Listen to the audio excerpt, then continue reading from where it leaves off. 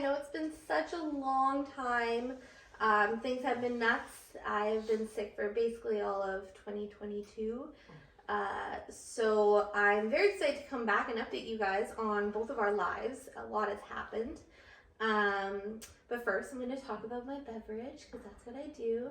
So this is a cup of regular coffee because I'll explain later, but I'm on steroids again, so my goal for 2022 of not being on steroids it didn't last. I'm on steroids again. So I need to build my tolerance up while I'm on steroids. So it's a cup of regular coffee. And my friend Nat, she found those Starbucks creamers in like almond milk. So I got it and it tastes so good. It's a hazelnut flavor. So I'm actually able to drink like Starbucks creamer, which is super exciting. So yeah, that's what I'm drinking. And now I'm going to update you guys. This video is going to be longer because I have about 3 months worth of updates. There's a lot going on. So make sure that you have some time to sit down and watch it all. But yeah, so last video I said I was going to update you guys a lot sooner, but shortly after I did that video, I got COVID. Woohoo!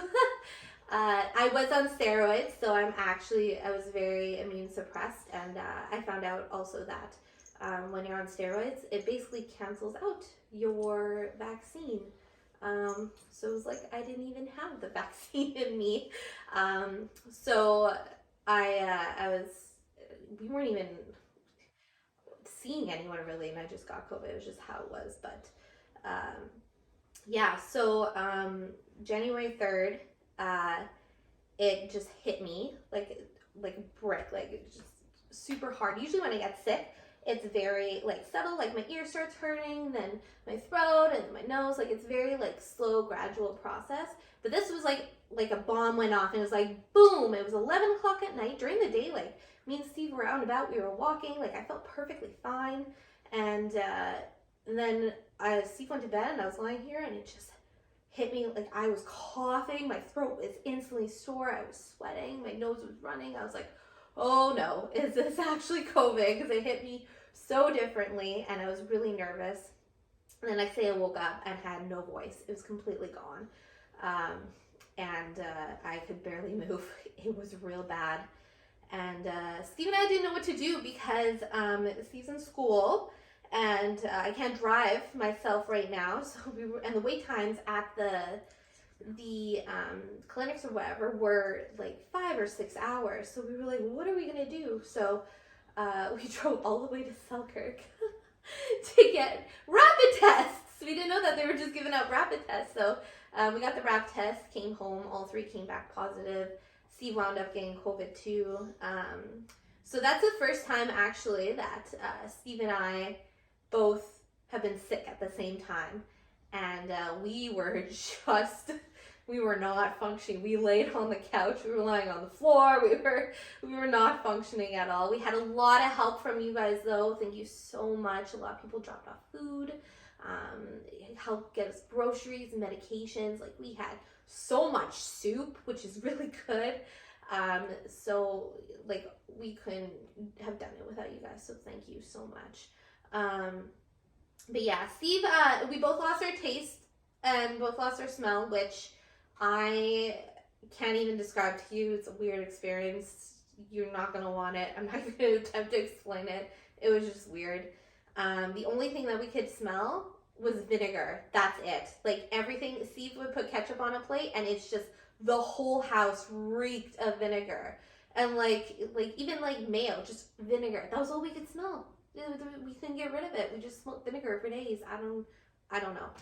And but Steve didn't get it as bad as me, thank God. I got it really, really bad, to the point where I thought I was going to be hospitalized. It was the worst I've ever been sick, cold-wise or whatever. And so I didn't know what to do because I'm on so many medications. I don't know what I can take and not take and mix and stuff. So called my doctors or whatever, and my GI doctor mentioned this thing called, I'm gonna butcher it, it's called the monoclonal treatment, which is basically antibodies they put in your body if you are immune compromised to fight COVID, and it stays in your body for 6 months. And thank God I called, because you have to get this treatment done within 7 days of having symptoms. So I got it done on day 6. And I'm very, very thankful for this treatment, because I know a lot of people who are immune compromised and immune suppressed. I've heard stories, and you don't have the right medications, or you don't fit the right criteria, so you have to not get it and suffer through COVID. But I have the right medications and I fit the criteria, so I was able to get it. And I do fully believe that if I did not get this treatment, I would have been hospitalized. It was really bad. And so basically you just go into a clinic, and you're in like a room with a lot of other people who have COVID, but they space you out and you already have COVID. And it was basically like getting my Entyvio. You just sit there with an IV into you, and they just put medication in you. So I was very used to it. So I got the treatment, and within 24 hours I started feeling better, which was really good. Some exciting things came out of it. I have a friend who works at CTV News, and they were doing interviews for the people who did get the monoclonal treatment. And so I got to be on the news, and it was really cool. I was still sick, so they did it over video or whatever, but it was something fun that came out of something negative, and I was able to share a bit of my story. So I know a lot of you saw it, but if you want to watch it again, there's a link on my YouTube channel, so you can go ahead and watch that, or my Facebook, I believe it is. It was really cool. It was an awesome experience. So after the whole 2 weeks, I was sick for the whole 2 weeks of COVID. I had about 3 days where I felt like okay-ish. And then my cough just came back full force. Like, it was real bad, my cough. So I was put on T3s for that to help my cough. And I got an x-ray done or whatever. And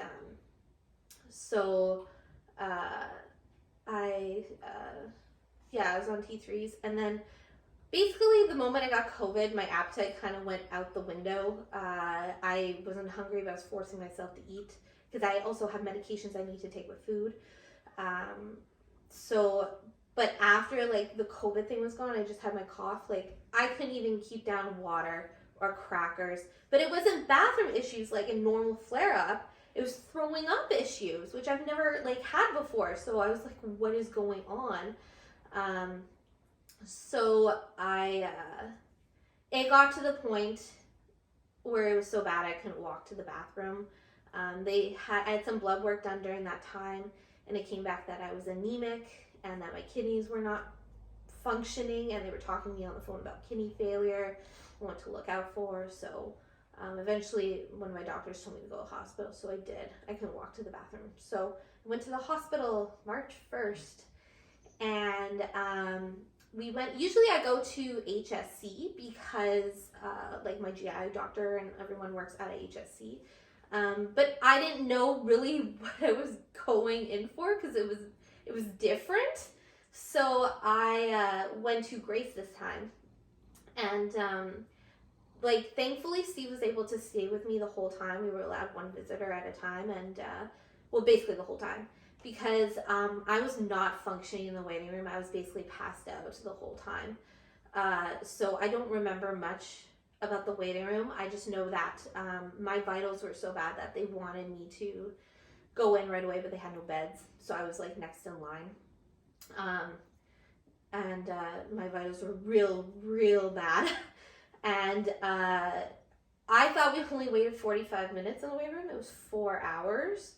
But I guess like compared to like I've waited in the waiting room for like 14 hours before, and I guess, it didn't seem as much. So, and then the moment I got a room, I haven't eaten anything in like a month, and they just put hydrocortisone, morphine, T3s, vomit pills, steroids, like everything in me in IV. So it's going straight to your blood. So usually when I go to the hospital, the first like 4-5 days, I don't remember, because I'm just so loopy. It all kind of just meshes together. This is definitely the loopiest I've ever been.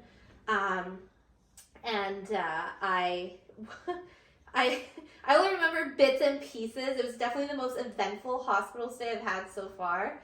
And then, like, Steve and some nurses actually filled me in on things I said and did. But yeah, so thankfully we went into Grace like in the middle of the afternoon. So we beat like a rush because I was only in a room in the ER. I was in the ER for 3 days, which has never happened to me before. Usually I get into a room upstairs within like 24 hours. And I was only in a room for like 24 hours. I was in the hallway for a lot of it. There were beds everywhere. They were so short on everything, and there were so many people. They were putting beds in the ER waiting area and assessing people in ER in front of other people because that's how bad things were. So there was a rush. I don't know. We missed it. Thank God. But yeah, so now these are going to be like stories of my hospital stay. So the first one is that after I was in a room or whatever, a unit assistant was coming to move me out into the hallway, and because they needed the room for someone else or whatever, and she didn't look at my chart. There was no like name around me or whatever. She like peeked her head around like the curtain, and she was like, "Are you Jocelyn?" I was like, "Yes." And she's like, "Were you here in November for 3 allergic reactions?" And I was like, "Yeah." And she was like, "I know who you are." And I was like, "No, this is not what I want. I don't want hospital staff knowing who I am." But it was okay because it turned out to be a blessing in disguise because she like checked up on me a lot and stuff, and she was really kind. So yeah, that's a thing now. Staff know who I am.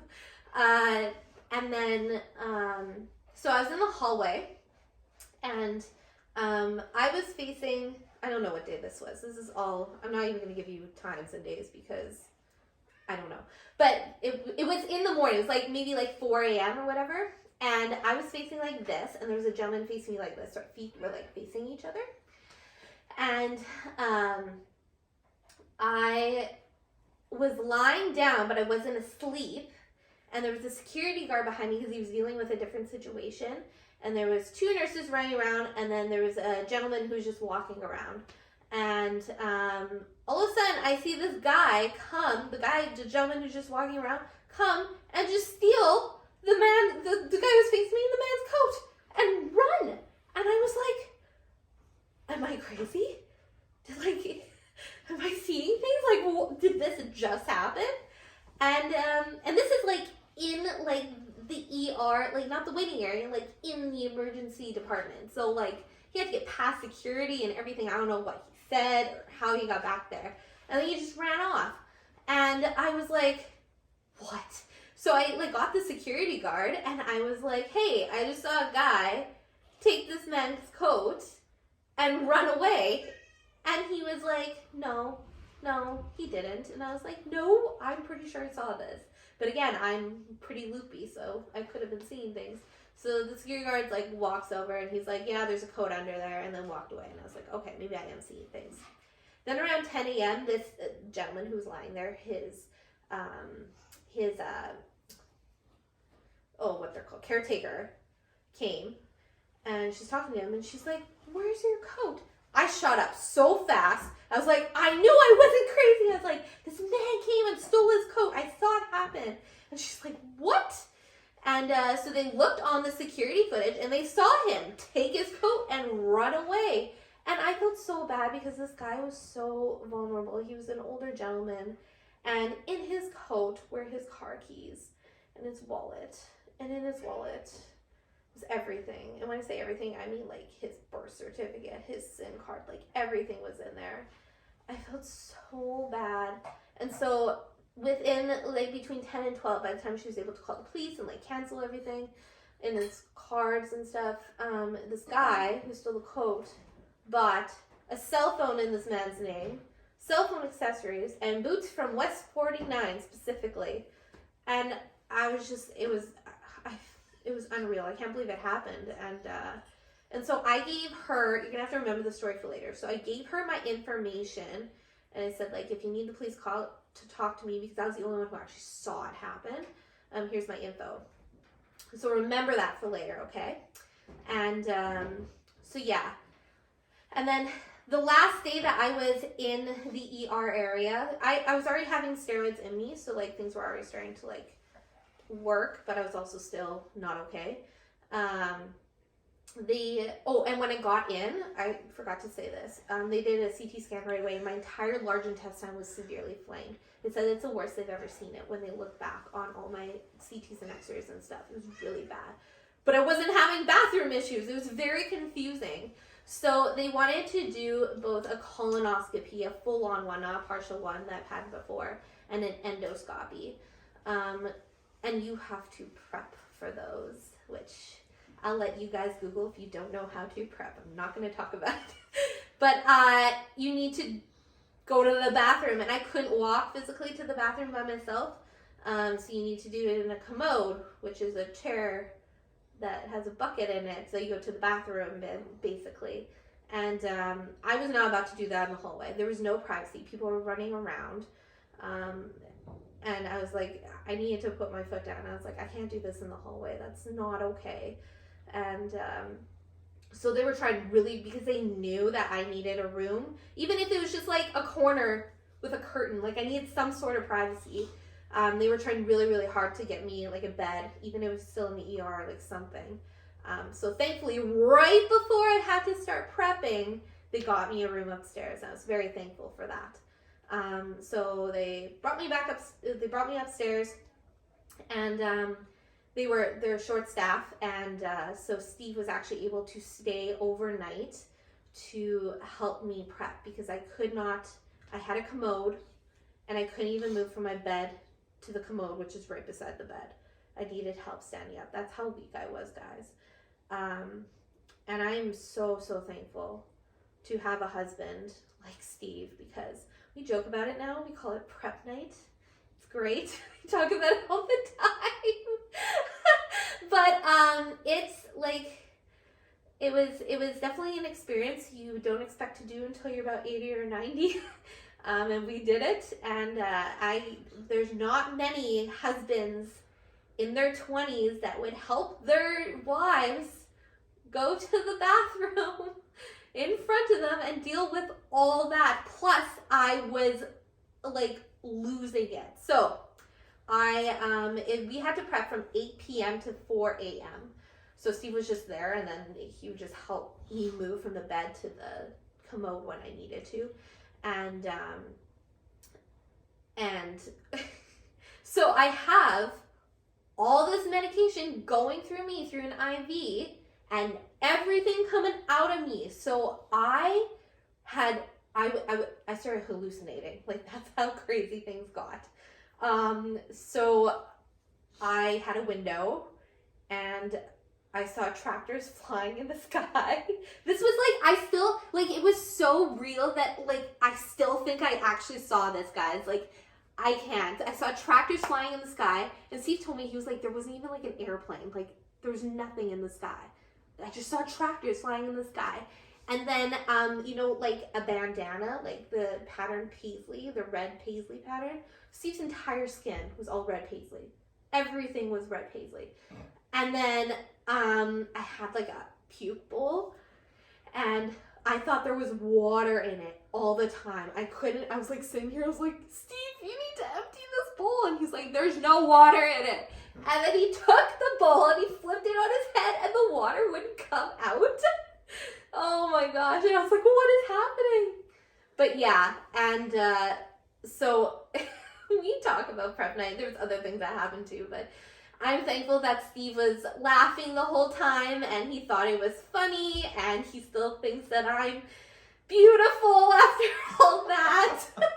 And you know what? Like, it's brought us closer, to be honest, our marriage, and it's a joke we talk about all the time. And honestly, I think we're closer than we've ever been. So, yeah, and I'm very, very thankful that he did that for me. So prep night happened. And then the next day, like Steve wasn't there during the day because he needed to go home and sleep. And so the next day, you can't eat or drink until you have your thing. So my endoscopy and colonoscopy was at like 4 p.m. So I had to go the whole day with just medication going through me and like no food, no water. So I don't remember anything that happened during that day. Nothing, and Steve wasn't there to witness anything, so I'm sure I said things and saw things still that I just can't describe. But then they came and took me, and right before they came and took me, I was so dehydrated, right, that I was already having issues with IVs. They were having, air was going in the line and stuff, so they had to re-poke me like once or twice, and they finally got an IV. They really need the IV in because that's where they put the anesthetic in, so they had to poke around and stuff. So they finally got it in, took me away. I was asleep, whatever, and brought me back. And this is where that other story about the coat comes in. So I come back, and the first issue that's happening is that they cannot get the IV in me again. Like, it was not working. So I had about 5 or 6 doctors. They were doing ultrasounds. I've never had this done. They bring like a mini thing, and they have to do an ultrasound to find your veins. They were talking about putting a pick in me, which is kind of more of like a permanent IV, but I didn't qualify for it yet, even though I think I should, because I get so many needles. But yeah, and like this bruise. So this bruise right now is from my Entyvio I just got this week. They tried 12 times. So my arms on both sides look like this, like, and hands just all over. And I had scabs too because I get so many, like, I've had so much blood work and so many needles done that like the skin in this area is very, like, I can barely, if they poke in this area, I can barely feel it because it's just so loose because there's so many holes in it because I've had so many IVs. But there's scabs because they would rip the Band-Aid off or whatever, and like it would take my skin off and I would have a scab. So I had scabs and it was terrible. Good thing I was on a lot of medication because, I mean, it was painful, but like it probably would have been a lot more painful. So yeah, it was black and blue all over. And I had like about 4 or 5 doctors around me plus my nurse. And then 2 minutes after I come out of this, okay, so I'm on all these medications, plus I have anesthetic in me. I look at my phone, and it says a 911 on it. It's ringing. It says 911. I was like very confused because I'm like, I'm in a hospital, and 911 is calling me. What is happening? So I answered, and I was like, hello? And they were like, hi, this is Sergeant blah, blah, blah, blah. I want to talk to you about the coat that was stolen. And I was like, oh, and I got real nervous because I'm not in my right state of mind. So I was like, okay, so I'm high, but it's okay because I'm in a hospital, so it's legal. I don't think I'm going to be much use of you right now. I just came out of, I said operation. I was like, I just came out of an operation, so I'm like not okay right now. And I got like really nervous, and apparently my like voice was really high. and he's like, okay, I'll be there in 10 minutes. And I was like, oh. So I got off the phone and my nurse looks at me like weird, and I was like, there's a police officer coming to interview me about a stolen coat that happened in the ER. Can you stay? And she's like, oh, okay. So my nurse filled me in on all this stuff like afterwards because I don't remember any of this, okay? So the police officer came. I don't even remember the police officer coming. Police officer came and sat down, and apparently the whole time I was like, I'm high, but it's okay because I'm in the hospital. And like I just gave like 0 information about this guy. Like I couldn't help him at all, and I was just apparently very squeaky and very nervous. And so he left, and my nurse was she said she was laughing the whole time and trying to explain to the police officer like, this girl is not, she's nothing in her, like you don't understand. So and the doctors were still all around me. Well, so I had a police officer, like 4 or 5 doctors, and my nurse just all around me. It was a very hectic moment, and I couldn't deal with it. So yeah, and the police officer left. I don't know what made happen to the situation. I don't know. And so then, oh, they caught him? Yeah, you said they caught him. Oh, okay, they caught him, apparently. So then, so then they could not get an IV in me. They tried so many times, they could not. So they switched everything to oral, like still the morphine or whatever and all of that, but oral. They were concerned that it might have been too soon, but they gave me a lot of anti-nausea pills, so I was able to keep everything down. So I switched everything to oral. I was starting to be able to eat and drink. The steroids were working. When they did the endoscopy and the the colonoscopy, they did do biopsies in both areas. So yeah, and then I started feeling better. I was starting to be able to eat and drink. So by day 6, I was stable. Like I was well enough. Like I'm in steroids again, so I'm like hyper and like, you know, hungry all the time and eating and drinking again and wanting to do things. And you know, steroids. I've explained to you what steroids do. They're great medications. Not. And so then I wanted to go home, but they would not leave me or let me because my blood pressure was through the roof. And when I say like steroids naturally makes your blood pressure go like a little bit higher, but mine was like 167 over like 120, which is really high. The average person is supposed to have 120 over 80. So they would not release me. I was like, they were ready to hook me up to machines to see if I had like, to monitor me, see if I had a heart attack. But I was asymptomatic because like, I felt nothing. And I was like walking around and like doing stuff, but they were like, stop walking around. And I was like, I can't not move. So I played a lot of Switch for 2 days. That thing has come in handy. I have used it like crazy. And like when you're in the hospital, this always happens to me. I always am there for like 5 or 6 days, and then I have to stay longer than I need to because of different issues. So when you're in the hospital and you can't move, it's so easy to be there. But like when you can move, like you just want to leave. I just wanted to leave so badly. I wanted to go home. I smelled bad. I wanted to shave my legs. I was just, I was so uncomfortable. And but they wouldn't let me leave because of my blood pressure, and they took me off. I was on a medication called Midodrine from my last hospital stay in August because at that point I was having a high heart rate, so this brought my heart rate down. But they took me off of it because it also raises your blood pressure. So they took me off of that and started me on a new medication to bring down my blood pressure. So far it has not worked really. My doctor just recently upped the dose, but so I'm like, but there was nothing more they could do. I was stable, I was eating, I was drinking, I was functioning, I was walking around in the hospital, going to Tim Hortons, like there was nothing they could do, and they just wanted to keep me, and I understand why, but it was getting frustrating. So this was my last night that I was there, and it's like, thank goodness, I made it my last night. I was like, I need to go home. And it's like 1 a.m. I'm awake because I'm on steroids. I'm just playing on my Switch because steroids causes sleep apnea. And I went and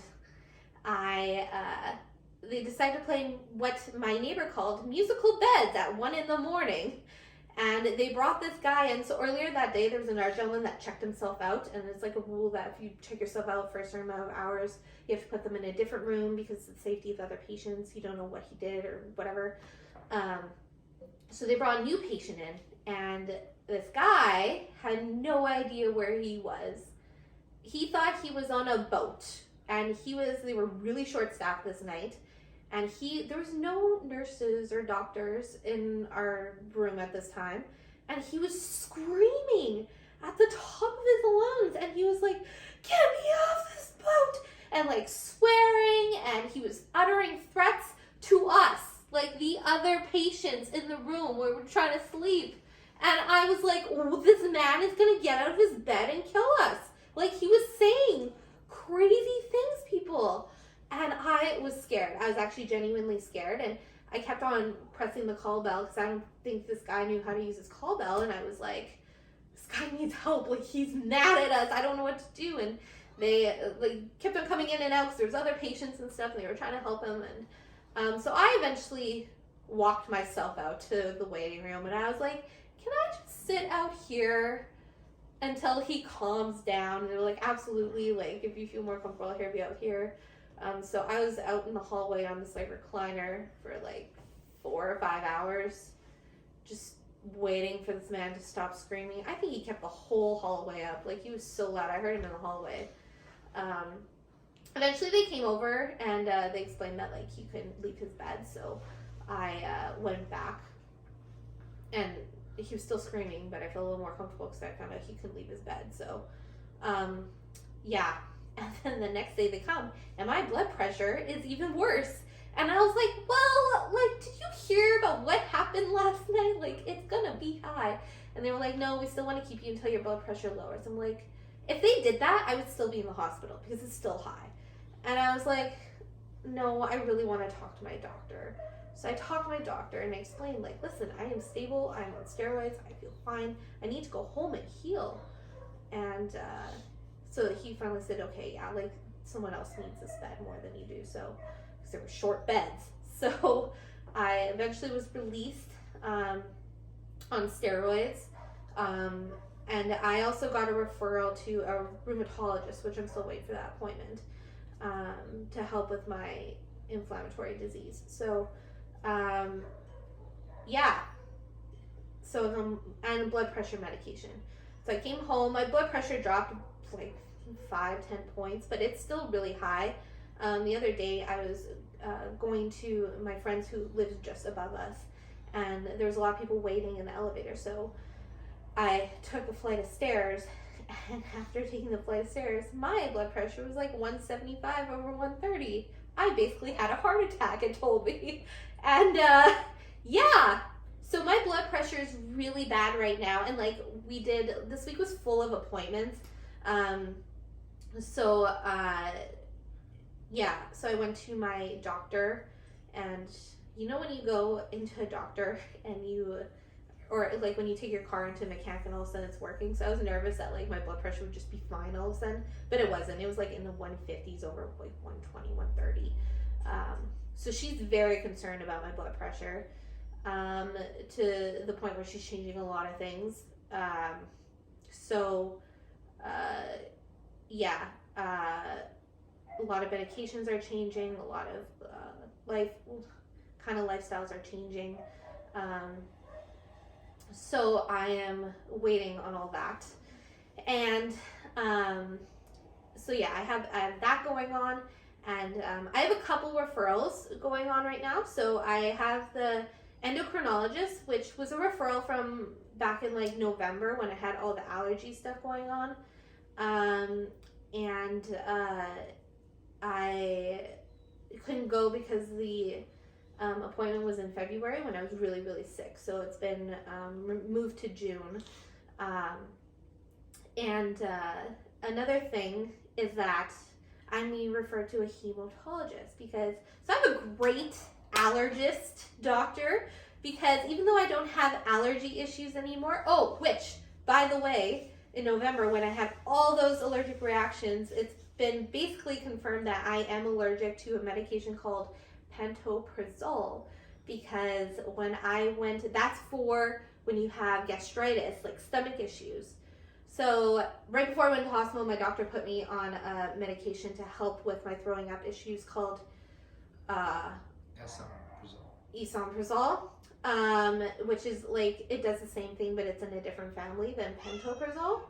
And when I was in the hospital, when you have that issue, the automatic medication they give you is pantoprazole. And if I was not on all these steroids and all this medication, I probably would have had an anaphylactic shock, because they gave me pantoprazole for 3 days straight in the IV. And like, they tell you what they give you in the IV, but they don't, like, I was loopy. Like, I couldn't understand what they were doing. So, and every single time they gave it to me, because it's an IV, instant itch all over my body, burning, it wouldn't go away. There was no hives, but it's itchy and burning. And then they looked at the charts and they're like, oh, it says you're allergic to pantoprazole. we should not be giving you that. And I was like, oh no. So it was basically confirmed that I am allergic to that. We've added that to my list of allergies. I do have a medical alert bracelet now.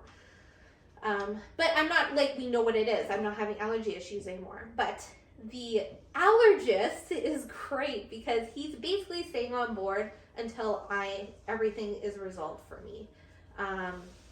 So he called Steve when I was he's done a bunch of blood work that he can refer that like other people can't. So the when I've been on steroids and off steroids, he's done a bunch of blood work, and it shows, this blood work shows that when I am off steroids, my eosinophil count, which is, I'm gonna get you guys to Google it. It's something to do with inflammation of white blood cells, but it's extremely high. And then when I'm on steroids, it's very low. So like a normal person's eosinophil count is supposed to be like 0.3, 0.4. Mine's like 1.9, 2 point something, which doesn't sound high, but like for that kind of thing, it's actually very high. So my allergist called while I was in the hospital, and he called Steve, and he's like, so on my free time, I watch Jocelyn because she's interesting.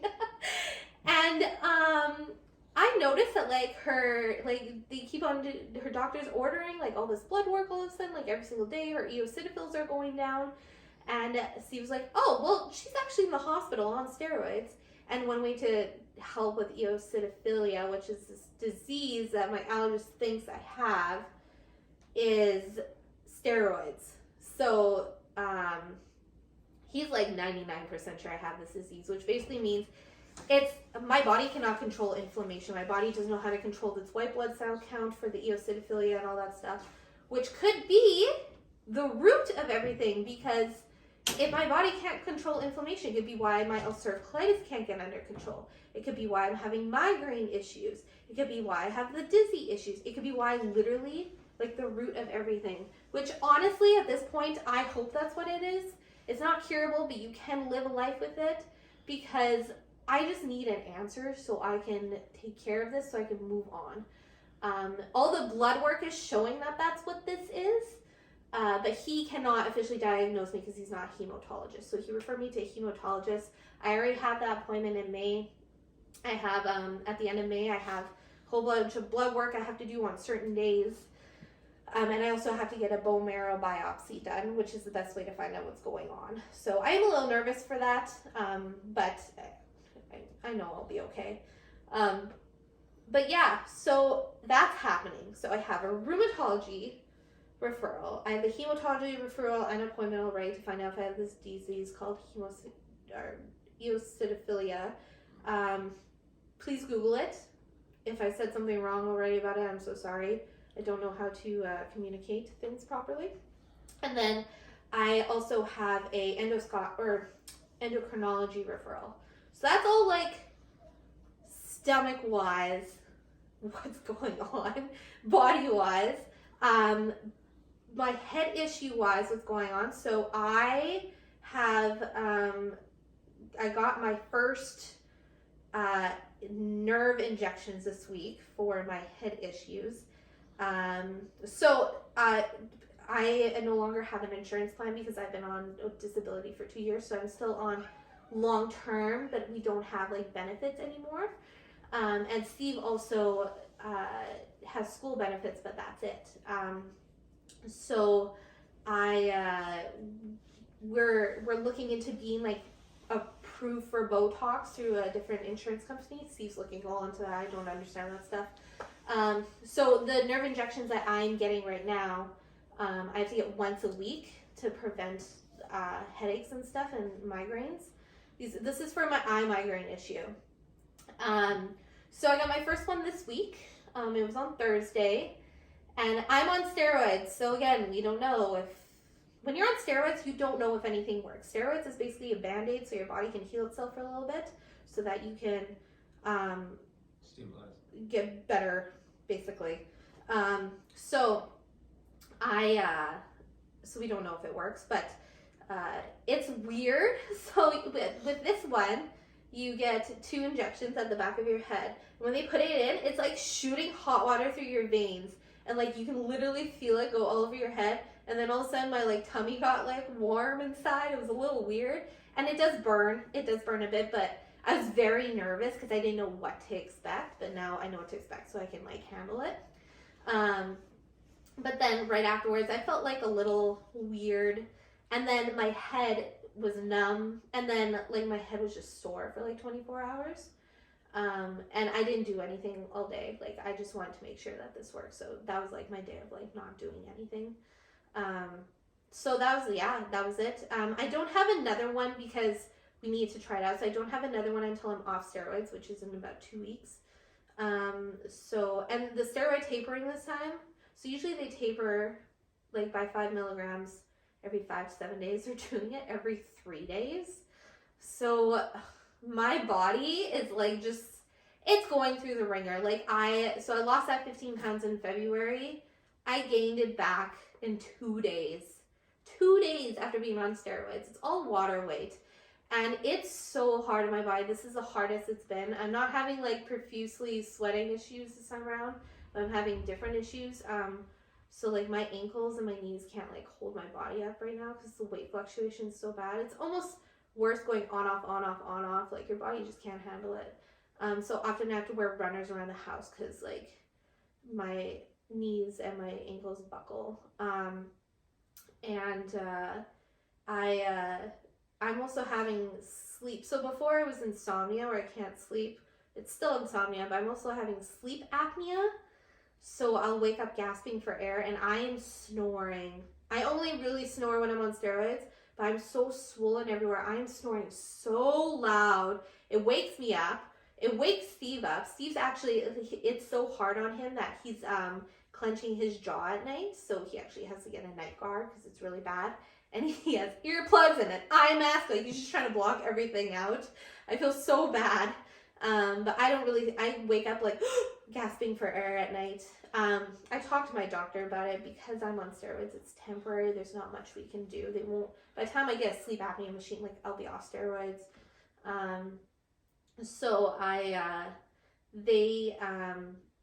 I just use nose strips to kind of open my nose, and it has helped a little bit. I'm not gasping for air as much anymore. It happens like maybe once a night as opposed to like 5 or 6 times.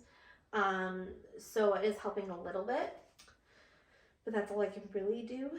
Sleep on my side. I'm sleeping more elevated, taking all the tips.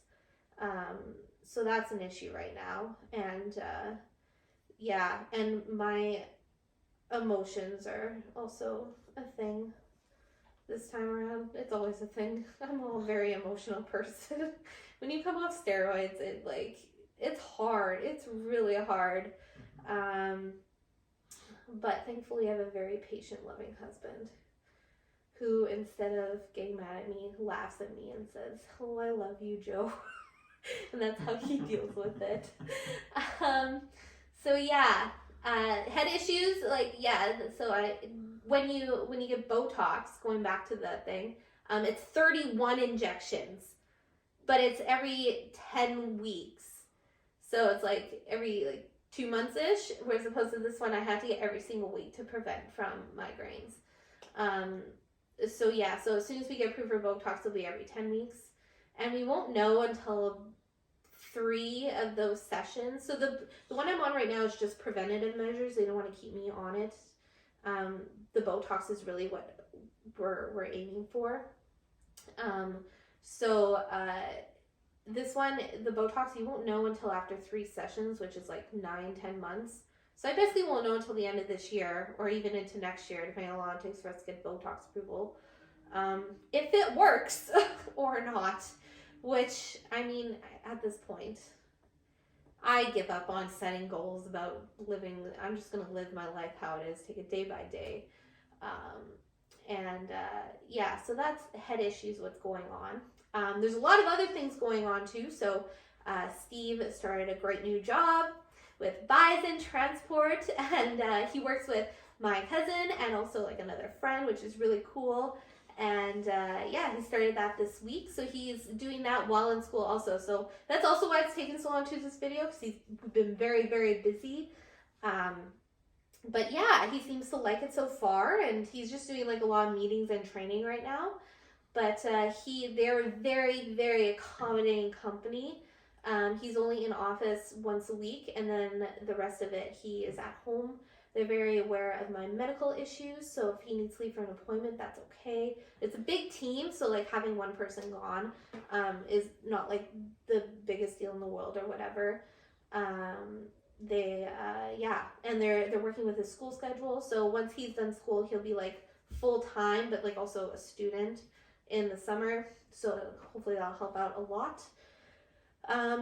Yeah, that's what's going on around here. I think that's it. Okay.